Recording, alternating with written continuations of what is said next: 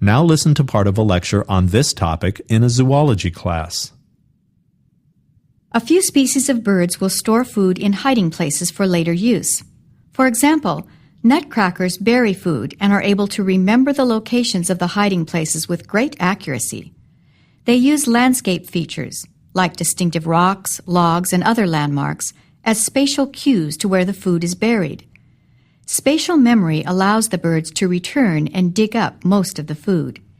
Even when an object such as a log or rock has been moved, the birds appear to search in a particular spatial relationship to the object.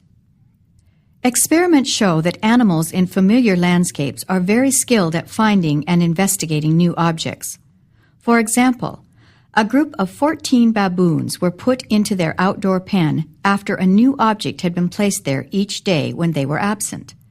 The baboons generally took less than 3 minutes to find the new object. The new objects included both artificial things like drinking cups and balls and natural things like coconut shells and branches. The baboons clearly reacted differently to the new objects. For example, they were much more likely to touch and handle today's new object. But they quickly paid little attention to yesterday's new object. Similar experiments with other animals show that moving familiar objects will cause animals to examine the objects.